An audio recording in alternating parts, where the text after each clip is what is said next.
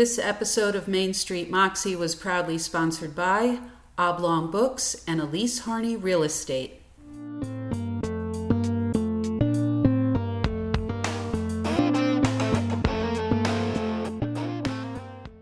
Welcome to Main Street Moxie. Today is a special episode because it's Christmas in July for you, Mary.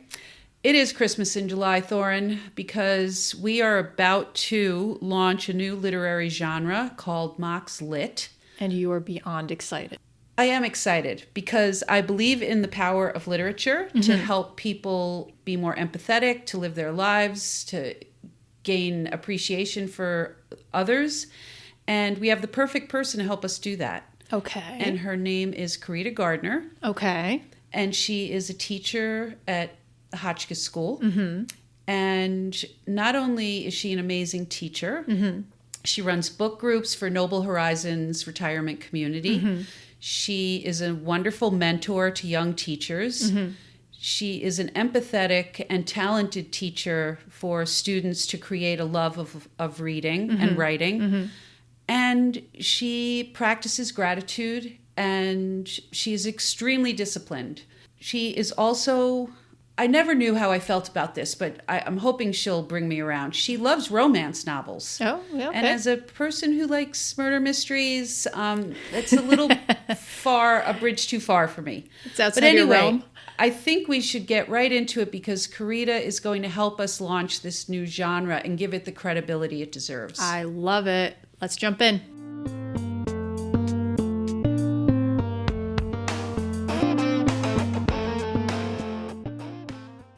The great thing about having Oblong as a sponsor of this episode is the fact that all of the books mentioned in this episode, as well as listed in the show notes, can be bought at Oblong.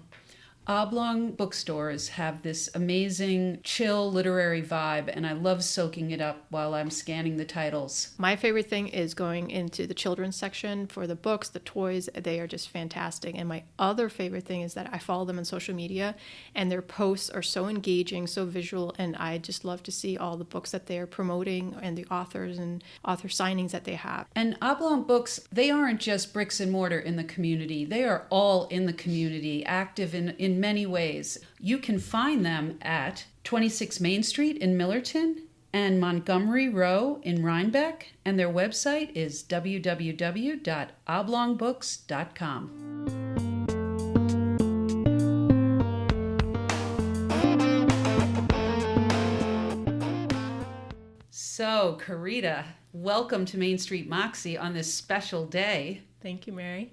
And do you know why it's special, everyone? I'm going to tell you. Because we are unveiling a new genre of literature called Mox Lit. And since Carita is one of the finest English literature instructors that I've ever met, she is here to help us launch our new genre. Do you want to explain what Mox Lit is? Well, okay. It is a genre of literature in which the protagonist or other character in the work exhibits moxie. I like it. And since Carita has read, and Carita's not even talking, most every book in the world, not hyperbole. Not true. You've read a lot, Carita. I read a lot of books. And you write books. And I'm trying to write books, that's true too. So you are qualified. I am super excited to do this. Okay, so let's just get started now that we've filled your head with praise.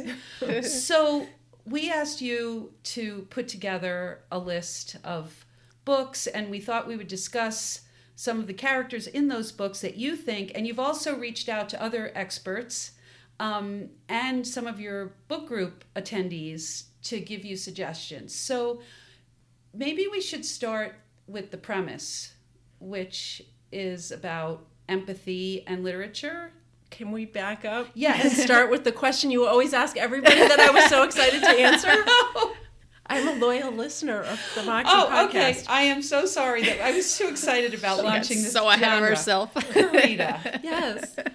How do you define moxie? Thank you for asking, Mary. I have been thinking about this question since you started the podcast, and I've come up with lots of different answers. Okay. And then when you asked me to be on the podcast, I thought about it in terms of literature. So the first thing I thought of was resilience and pluck.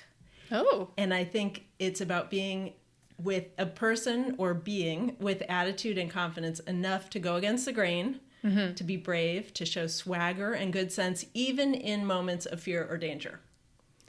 And then, more recently, and by recently I mean this morning, I was listening to Fated Mates, one of my favorite podcasts, and they do these Trailblazer episodes. And they were talking to Brenda Jackson, who is a romance author, who has written 141 books. Holy. Yep. And she said, if there's no seat at the table for you, you make your own table.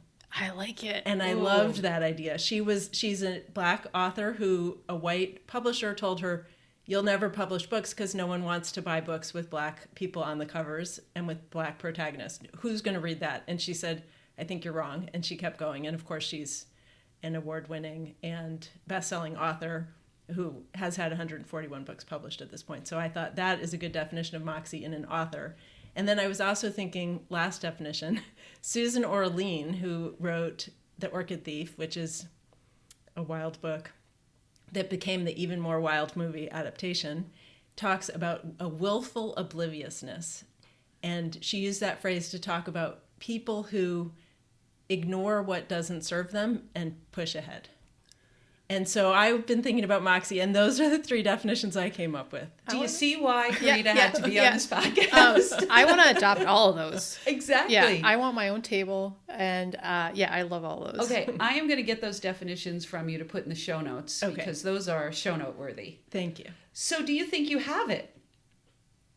I thought we were talking about characters. Well, but you gave such great definitions, and I think I have some of those characteristics, and I'm certainly aspiring to them. You've read my Why Wednesday posts that I do on my website, and I'm going to go to another woman with Moxie, Jessica Sims.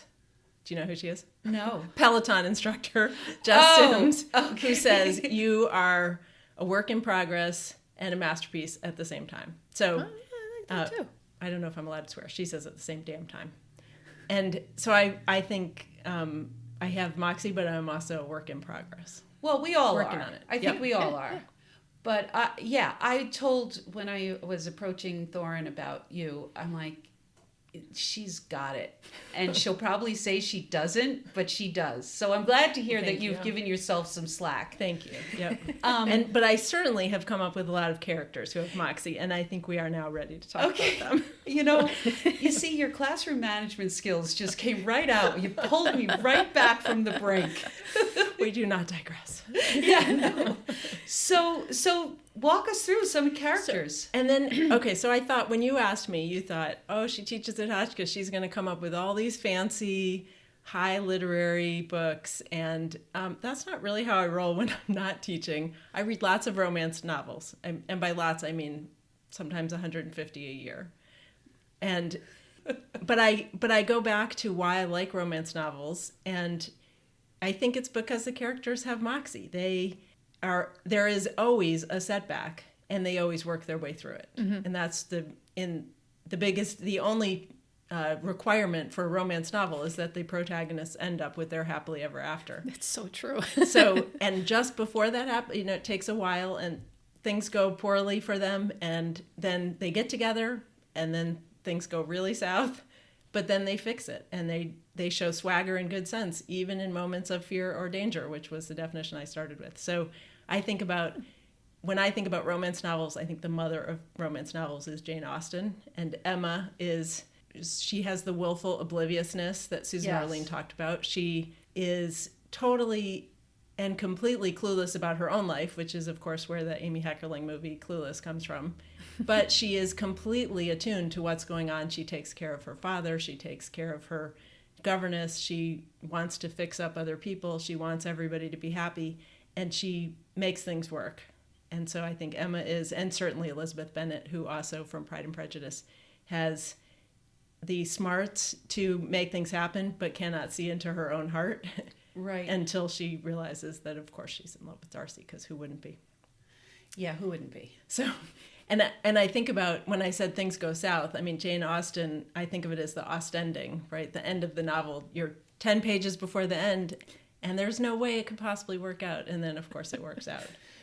Because of the character's Moxie. They make it work. So is that a standard ingredient in a romance novel, that things work out in the end? It is. The one qualification for a romance novel is that there are protagonists who end up with a happily ever after. So this might be a genre I should explore, because I'm going to make a confession on air. I'm one of those people that, to calm myself down, if a book is really good, I need to read the last few pages so that I can go back. And Mary, no! I know. You are guaranteed a happy ending in a romance novel. I started reading them. them. I won't have to do that if I do romance. Exactly. I started reading them at the pace that I'm currently reading them in November of 2020, when things were a little wonky in the world. We didn't even know who was going to win the election yet. And I started reading, I think I read 7 a week for about 5 weeks, starting in November of 2020. And you are guaranteed every time happy ending. You just have to reassure yourself, because I also read some romance, and sometimes you're like, how is this going to come together? And then I have to remind myself, there is always a happily ever after at the end. Okay. Even if you're stressed out and you're like, oh my God, how is this happening? How are they going to, come together? Or is this it? You can assure yourself. So does Mox Lit, is one of the requirements that there has to be a happy ending? I don't think so, because not every character with Moxie is going to make it work, but every character with Moxie is going to try to make it work. Okay, because we're setting out the rules of Mox Lit in this episode. I think the characters have to have pluck and they have to have resilience, but I don't think that necessarily means the world will cooperate the way it does in a romance novel. Okay. All right. Okay. All right. But they make do. They make the best of what they're given. Yes. Okay. All right. So I would agree with the Austen female characters and just their kind of flaunting of social convention, subversive almost, or maybe not almost. Yeah, they're powerful women, though very much within their time period. Okay, who's next? So you asked me, I ran into Mary the other day when I was out running, and so I was walking. We went for road to my case. I'm happy to walk. We went for a nice walk together, and Mary said, of course, you're going to talk about Shakespeare. And I thought, oh, okay. I already was planning on talking about Shakespeare, but I think all of Shakespeare's heroines in the comedies they have pluck, they have resilience, they have moxie. So you think about Viola in Twelfth Night, and Beatrice in Much Ado About Nothing, and Helena and Hermia in Midsummer Night's Dream. They make things work, sometimes with magical external forces, but they work through and make things work. And then I just last week read a book called A Lady for a Duke by Alexis Hall, where the main character is Viola, named after Viola from Twelfth Night. And she is a trans woman who just makes things work. And I have not read it's the first book that I've read with a trans woman hero where being trans is not the thing that causes life to go off the rails for the couple. And it's a historical romance novel, and it's the first trans woman historical novel I've seen. So that was really exciting to me, and I was excited to find that she was named after Viola. She named herself after Viola from Twelfth Night. The tragedies don't have those same kind of women characters? Is it something about the nature of comedy and tragedy for Shakespeare?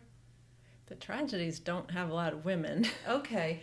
I think about Romeo and Juliet, which I don't think it's classified as a tragedy as much as a romance. That didn't work out but for them. But that didn't work out for them. That was before the rules were written. And I would say Juliet and Romeo both have an element of going against the grain. They're certainly both doing what their families don't want in finding each other and finding love. But they don't have the resilience that one would hope for in our teenage children. Right. That is true. And I'm going to ask the question that every teenager asks. And you're going to have to give the definitive answer. Okay, I'm ready. Why do we need to read Shakespeare? I think there are a lot of reasons we need to read Shakespeare. One of them is everybody before us has read Shakespeare. And to be culturally literate, it's important to know the stories. When you go watch She's the Man, a great soccer movie, you should know that that's based on a Shakespeare play. He wrote 38 plays and 154 sonnets. He coined 1,700 words. Ooh. So literally, a lot of our vocabulary comes from Shakespeare. I don't think you can carry on in the world and not get a lot of illusions unless you've read Shakespeare. See, I feel that way about Bugs Bunny cartoons. Also true. Because I get a lot. My husband knows lots of classical music just because of Bugs Bunny cartoons. So there is nothing wrong with that. But I do think it's true that we need to read Shakespeare. There are other works in the canon that we should all be aware of. Put Jane Austen in there. And I think it's important to read contemporary books.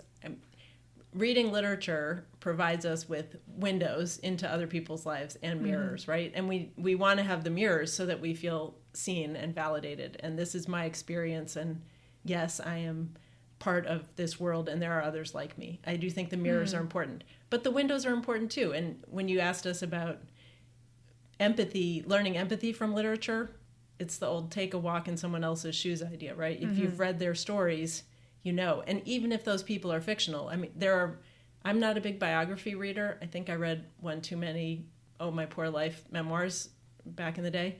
And I'm not a big biography reader, but I think even from reading fictional stories, we learn how other people experience the world. I think about a recent one that I read, Elizabeth Acevedo's The Poet X, and the main character, Shomara, is a Dominican New York girl. I think she's 16 years old or so. And that's not an experience I've had. I grew up in Chicago half a century ago. She's current and in New York. But learning about her life and her culture provides me with a window into something that I wouldn't have known. That's why I think the Mox Lit, it can help people cultivate moxie by looking at how others navigated with pluck or courage or resilience. So who else is on the list? So I've got all kinds of people on here. One of my favorite current authors, who is also the host of the podcast Fated Mates that I mentioned earlier, Sarah McLean, is writing a series called Hell's Bells. The first one came out last summer. The second one's coming out this summer. The first one was called Bombshell. And the four protagonists, I think it's a series of four, or it will be. The protagonists are crime fighting, but not in... They are not officers of the law. They get back at people who have done wrong, and they are all feisty women, but also are in their element. They are in their romance novels. So each one of them has a happy ever after for the woman as she is making the world a better place. Or Selena Montgomery. Have either of you heard of her? No. Yeah. Real name, Stacey Abrams. Yes. She writes romance novels, and I read several of them last summer. They are crime mystery novels. Right. But also romance novels. So while the characters are solving crimes, the ones I read took place at an orphanage that they were going back to. The woman was going back to her childhood orphanage, and she was solving a mystery, but also falling in love. So do these romance novels all have sex in them? No, there are as many genres of romance as there are genres of anything else, subcategories. So there are clean romance, there are spicy romance, there are tons of Christian and religious romance. I like all the different categories of romance, but there are romance, like Selena Montgomery / Stacey Abrams books are romance, but also with detective thriller as elements to them. And so that would be a good crossover book for me. Yeah, it would. It's a gateway. A gateway drug. Right? We're going to lure you right into romance, and you won't have to read the last 5 pages. Yeah, right. Because once you start, you're not going to want to stop. That's how you get to 150 a year. I'm in the same category as you. Yeah. It's and then you rabbit hole down an author. Yep. And you're like, oh my God, I need more because I love this person's writing so much. One of the things that Brenda Jackson on the Trailblazers episode I was listening to this morning said is when she went to a Romance Writers of America conference, which was just starting writing, she heard Nora Roberts, who's obviously the biggest probably in the field, say, write families. Because if you have a family of 8 people, we read one romance and then, we buy the other 7 because you just get so involved in the world. And it's very it's a good rabbit hole to go down. It's fun. Not all the books I brought are romance novels. Okay. I also recently read Lessons in Chemistry, and there's a character named Elizabeth Zott who is a chemist, and it's not quite a romance novel, though there are romantic elements in it, but I learned so much about chemistry and cooking and rowing. She has all the pluck you could want in a single mother character. Katniss Everdeen in Suzanne Collins' The Hunger Games Yeah. has Moxie. Have you heard of that, Mary? I have. You have? I've read and watched. Oh. There you go. Yeah, that's how literary I am. You're a purist like that, huh? Yeah.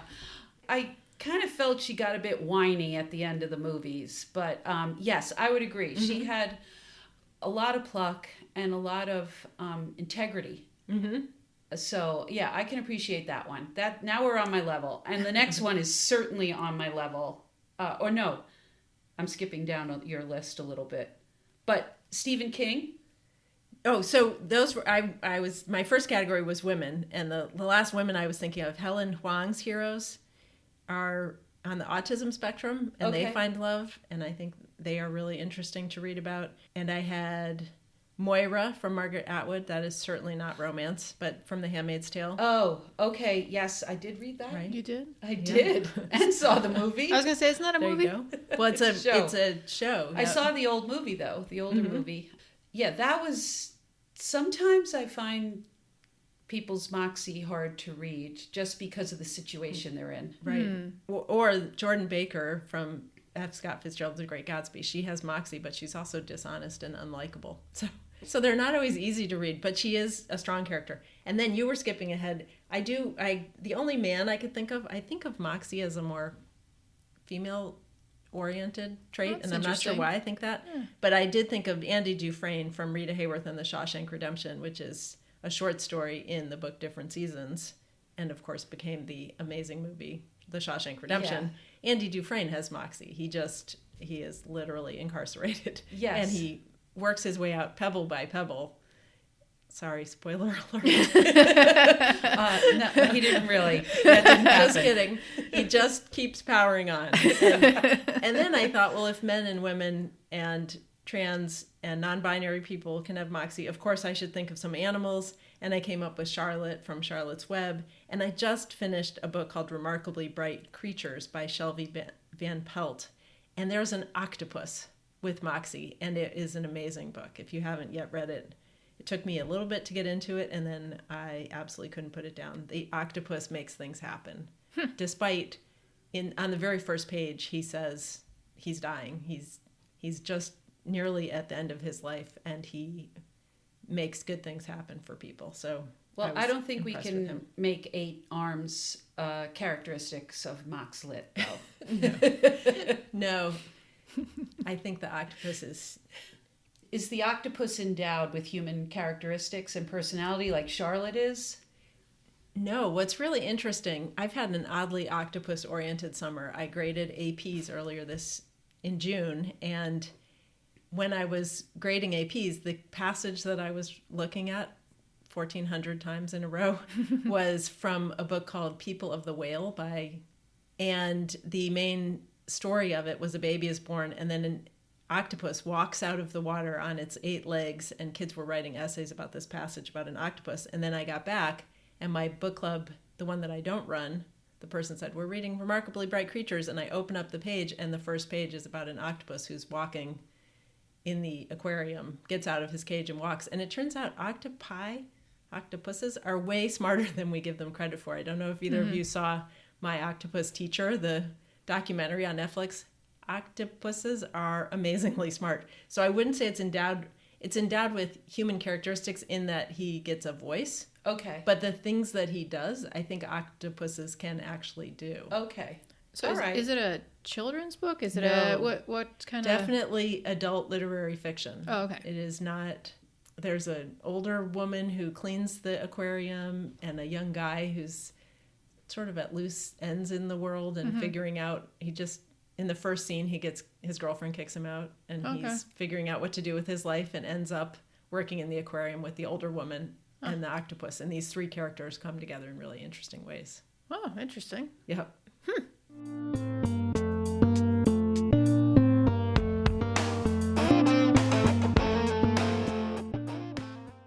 Felice Harney Real Estate is the #1 real estate agency for the tri-state region, and they provide a comprehensive overview of the regional market spanning Litchfield, Dutchess, Columbia, and Berkshire counties. Elise Harney Real Estate serves 40 unique communities with 35 years of experience. They have a team of knowledgeable real estate professionals to work with you to buy or sell your house. Their offices are located in Salisbury, Millerton, Norfolk, Falls Village, and Riverton, or you can visit them online at www.harneyrealestate.com.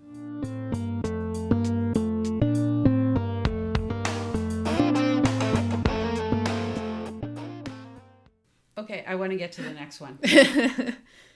And then I asked, so I get to work at Hotchkiss, which is an amazing thing to do because I work with the best department on campus, the English teachers. And so I asked them. Are we cutting that? Or are you willing to go on record that it's the best department in the school? World. My husband is head of the science department, but I'm still going to go on record that my department is the best department. And I love my colleagues. And I asked them when I found out I was going to be on the show, who would you say has Moxie? Mm-hmm. And they came up with Harriet the Spy. And Stop there. Okay, sorry. So Harriet the Spy is a book that influenced me greatly. And I used to, this is embarrassing. I used to sit up in the boughs of our sycamore tree in our front yard and watch people go by and take notes on them. But they couldn't see me. And I was Mary the Spy. And so I was absorbing all of that Moxie big time. See? But I love Right. Harriet. It's a great model for children to learn Moxie. Yes. As is the Paper Bag Princess. Right? I don't know that one. Neither do I, yeah. Oh, she is, I haven't read it since my kids were little, but she has all of these suitors coming to marry her, all these princes, and dad wants her to marry a prince, and she finally puts on a paper bag and lives her life that way, saying, I don't want somebody who just wants me for my fancy dresses and my all my money. And she finds happiness on her own without them. I like it. It's a strong woman character. Yes. Yeah. Huh. Hester Prynne, certainly, in The Scarlet Letter, Nathaniel Hawthorne's classic. Harper Lee, To Kill a Mockingbird, Scout Finch. Taylor Greer in The Bean Trees. We've got Antigone. I mean, there's so many. Let the Great World Spin, Tilly. Ma Jode in Grapes of Wrath makes things happen. We've got Sylvie in Housekeeping. It's, Charlie Frankenbach, the head of the department now, said, Sylvie is an oddball. This is a quote, an oddball, nonconformist, train-hopping aunt, and two wayward nieces who are reeling from their mom's suicide. Sylvie has grit, a dreamy romanticism, and a heart of gold. She emerges as a model of maternal strength, though she would never admit it. There's another definition of Moxie right in his answer. You know, that's something that's come up in other conversations about people not having this lack of awareness, that they're just doing what needs to be done, and they don't call it Moxie. Yeah. So I feel like that kind of harkens back to that unconsciousness, or one of the definitions that you had expressed. The willful obliviousness. Yes, that. Mm-hmm. Just, making things happen, moving forward despite whatever comes one's way. And then I also lead a guided book club at Noble Horizons, and my readers have read, if you think I've read a lot of books, yes, please, these women, it's all women, have read so many more books than I have. And the list they came up with was Scarlett O'Hara from Margaret Mitchell's Gone with the Wind, right? Okay. Mary Richards from the Mary Tyler Moore Show. They put some plays and shows in here too. Dolly Levi from Hello Dolly. Right. Auntie Mame. Becky Sharp from Vanity Fair. We read together a book called The Great Circle by Maggie Shipstead. It's a new book, and Marion Graves in that is an amazing character with a lot of moxie, and we all recommend that book too. And then also we thought of Elizabeth Strout's Olive Kittredge, who is a feisty older woman with moxie. Do you think that you have more women because you asked more women, or there is something to this genderizing of... I don't know. In my mind, I think of moxie as a more female trait, but I'm not sure. It's certainly not in the definition, and it's not in any of the definitions I had.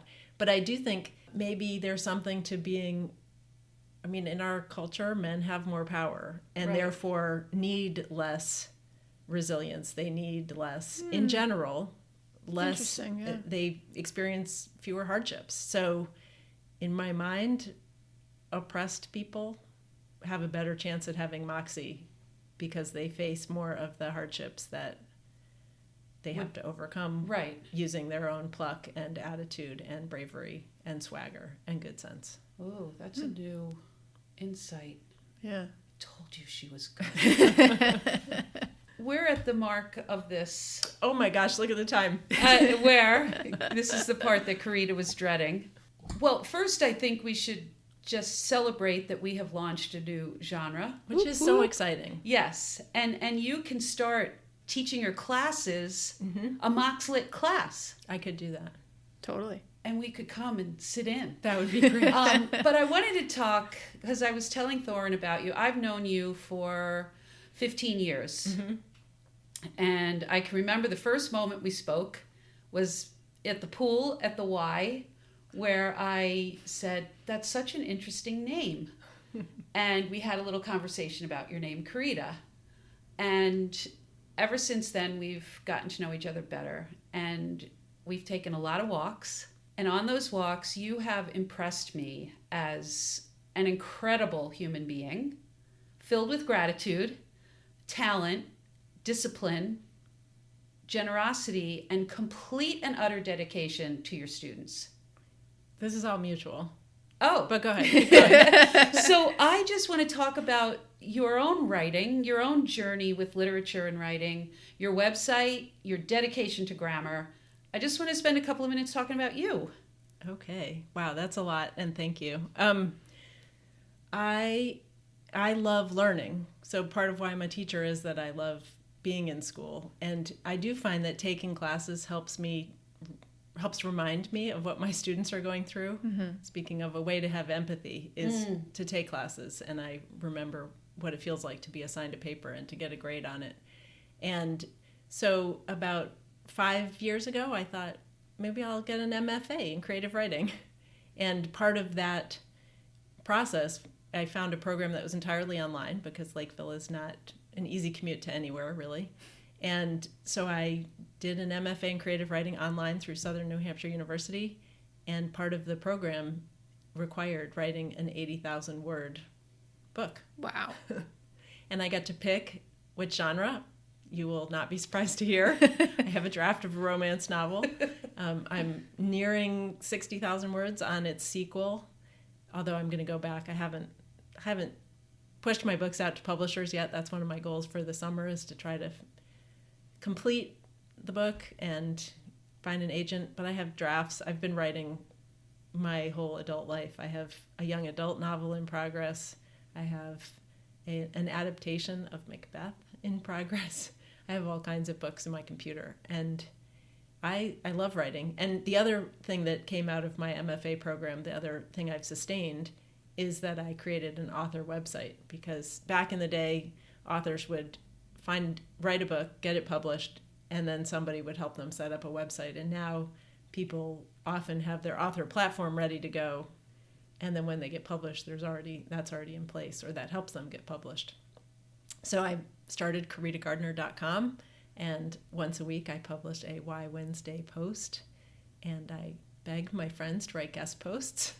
And I have fun thinking about every Wednesday the post starts with why something, so I come up with why I feel a certain way, and I've enjoyed that process. I'm a big fan. I think part of Moxie in my case is baby steps and just keep marching forward no matter what happens. So I do a lot of things daily. I post one picture every day of something that makes me happy. I learned that from a positive psychology unit that I was teaching when I was teaching in the human development department at Hotchkiss. And if we look for things that make us happy, we're more likely to be happy. So I started 6.5 years ago at this point, I think, posting one picture every day. And most of them are on the Hotchkiss campus of things that make me happy. So Hotchkiss 365 is my handle on there. And I think a big part of overcoming things is sticking to plans. So I'm a big to-do lister, and I love checking little check boxes off on my to-do list and getting things done. So I do the website. I write every day. I try to take steps every day, which is part of how I keep my cool in tough situations. So that's a lot of Moxie things. It is. I like that you do it very incrementally, though, because you're extremely busy. You're a mom and a wife and a coach and a mentor, a teacher. You play a tutor. You play all these different roles. And I don't know that you have time to really do anything more than one step, but you never use that as an excuse not to do something. I am a big fan of the everyday. I need to exercise every day to keep myself sane. I do think taking time for mental health is important, but I feel better.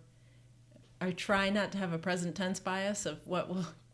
Right now, Carita wants to sit and eat candy and watch Netflix, but tomorrow Carita's going to be good. Tomorrow Carita's going to be very mad at her for doing that. So instead, I'll go for a walk, and I'll still eat candy, but I'll go for a walk instead. And so I am a huge believer in little bits every day, and there are things that even if it gets to be 10 at night and I haven't done them yet, I will make myself do them so that I can say I did it every day. And then I feel better waking up tomorrow knowing it's checked off the list.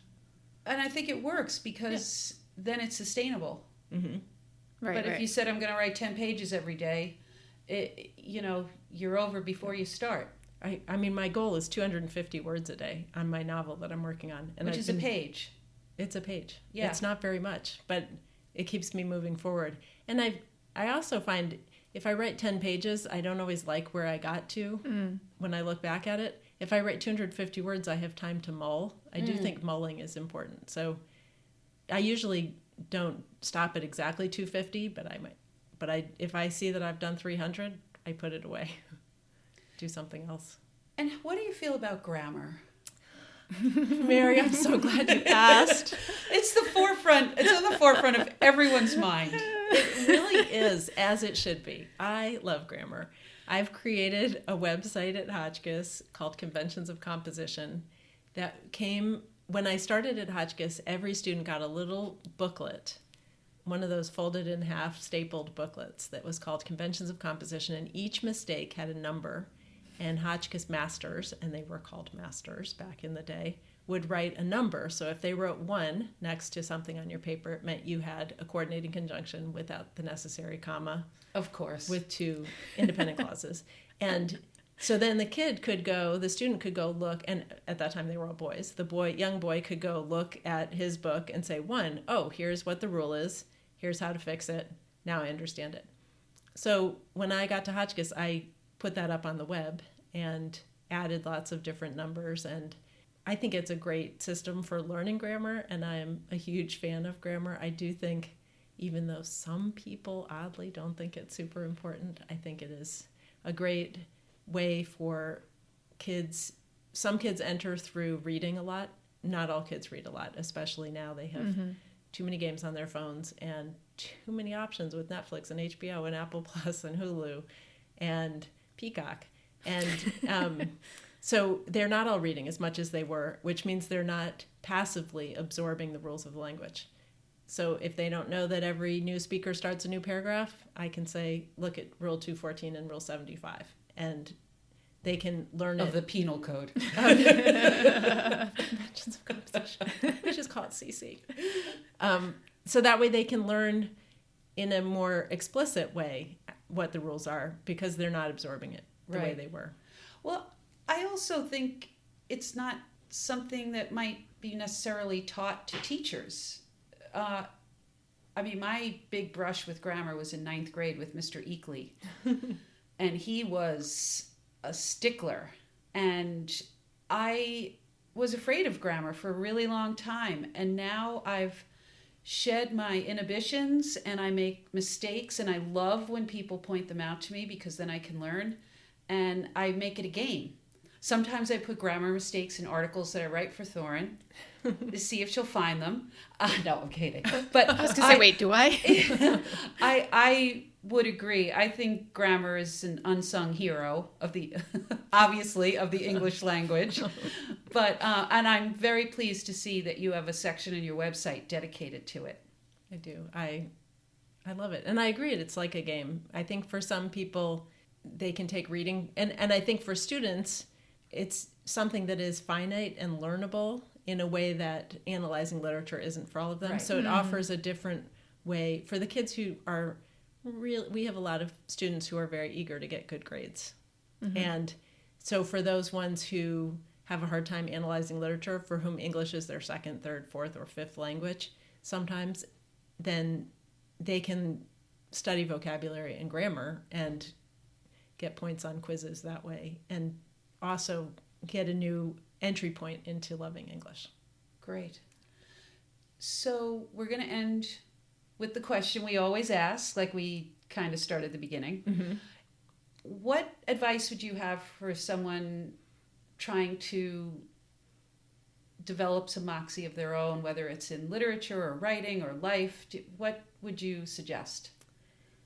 So I've already suggested the baby steps. Yes. That's my biggest one, I think. But then read broadly. Now, I do read mostly romance novels, but I am in one of my writing partner, who's a teacher at IMS, is a wonderful source for me of non-romance novels too. And Remarkably Bright Creatures, for example, the one I was just talking about, is a book I never would have picked up on my own, and I absolutely adored it.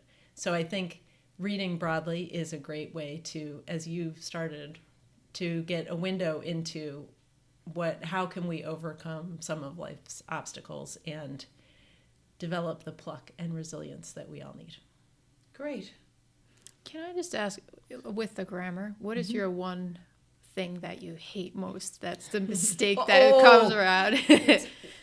Such a funny question, because in my students' writing, what I hate most is when I mark something and they keep making the same mistake over and over. I've been given a mug, a t-shirt, and a tote bag that all say, quote, "I'm silently correcting your grammar." And I'm not. I used to, and I've worked away from that because language is what brings us together. Yep. And I hear it when people use myself, when they mean me, or they mean I, or they use the pronouns. People get them mixed up all the time. I hear it, but I'm no longer judging as worse because I understand what they're saying and I like the connection. And I no longer have a single mistake that drives me nuts.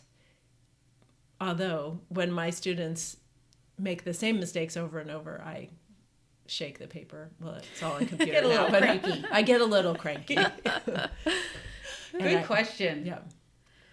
Because the there, and there is something that always drives me crazy, especially with social media. And you see people, I'm like, no, that's the wrong one. Because coming to America, when I came, I knew no English. And so like I put such emphasis on learning the English language. So like even nowadays, I'm like, there's no excuse for you not to know that. And just, similar things like that. I'm just like, that drives me crazy. Yeah. Yes. There are a lot of those that people don't know. And I've come to a place of trying to be calm about it and say, you weren't taught. A beginner's mind. Yeah. Well, thank you very much for joining us today, Carita, So and fun. launching Mox Lit. Very exciting. This is the next generation of literature. Love it.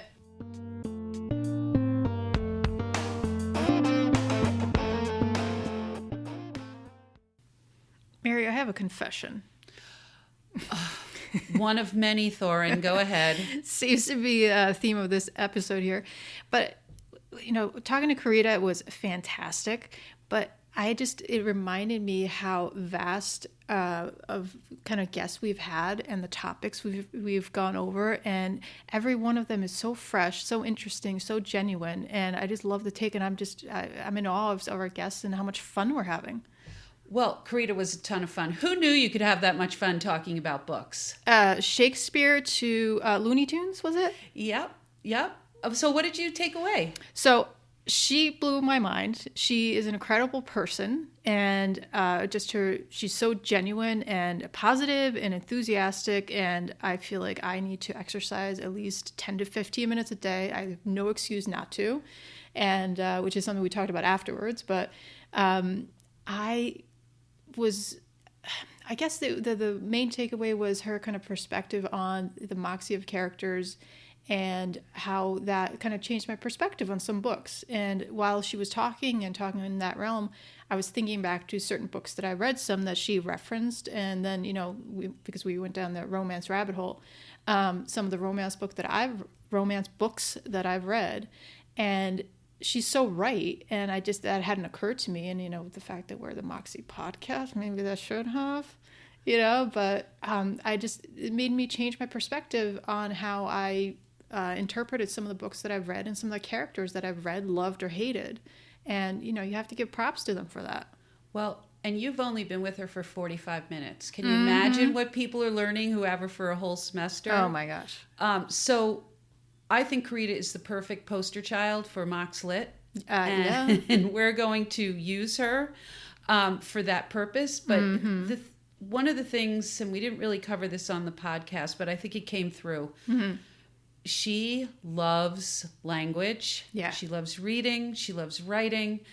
And she is always keeping it fresh for her students. When we walk, she's always talking about new books that she's reading to try to get her students to access literature. And she's not sacrificing literary quality to do it. Right. And I think it's really important to, as she spoke about in the podcast, to give people mirrors and windows, and to have the mirrors of literature reflect back an experience to you that you can latch onto. Interesting. And I just really admire her as a human, as a shaper of our young minds. So I just think she's amazing. I completely agree. So finally we agree on something. So the bigger question is, are you going to go down the romance rabbit hole? She gave you the gateway one. She did give me, I think I will get a Stacey Abrams or whatever the pen name was, nom de plume for Stacey, but I think I might have to, because Selena Montgomery, that was the pen name. It, yep. I think that the mystery romance crossover could be just what I need. So I will join you in romance at some point in the future. It's a rabbit hole, I tell you. You can't stop. But do not, you and everyone listening, don't jump to the last page. There's a happily ever after. You just have to have faith and get there. Okay, well, I'll try. And I'm not making any promises. Carita agrees with me, okay? And Carita is the expert. Well, Thor, until next time. All right, maybe you'll give an update on your romance read at the next one. Exactly. Bye.